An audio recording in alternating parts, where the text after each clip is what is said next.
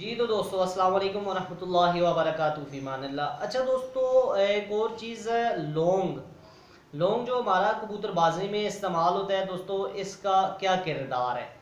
लौंग दोस्तों जो हम इस्तेमाल करते हैं कबूतरबाजी में, ये दोस्तों जो लौंग है वो दोस्तों तीसरे दर्जे में गर्म और तीसरे ही दर्जे में जाके खुश्क है, गर्म व खुश्क। अच्छा दोस्तों, बाज़ लोग इसको माजूनात जो अपने माजूने बनाते हैं उसमें इस्तेमाल करते हैं।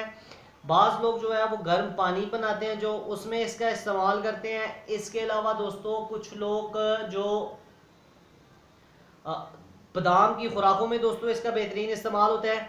अच्छा दोस्तों, इसका इस्तेमाल क्या है दोस्तों। लौंग जो आपने पानी में लेने हैं, पानी में वो दोस्तों 5 से 7 लौंग के से ज़्यादा इस्तेमाल नहीं करने, गर्म पानी में जो डालने हैं। और इसके अलावा जो दोस्तों आपने खुराक बनानी है, बादाम की जो खुराकें बनाते हैं तो उसमें दोस्तों 3 से 4 लौंग के से ज़्यादा लौंग की टोपियां आपने खुराक में नहीं डालनी।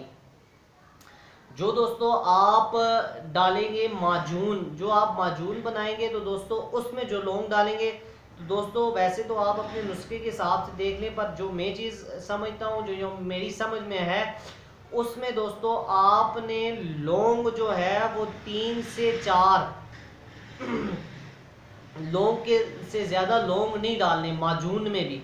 ठीक है दोस्तों, पानी में, गर्म पानियों में लौंग का इस्तेमाल होता है, खुराकों में इस्तेमाल होता है। खुराक में सिर्फ और सिर्फ दोस्तों लौंग की टोपियाँ इस्तेमाल करते हैं ऊपर से, पूरा लौंग दोस्तों खुराक में इस्तेमाल नहीं करते।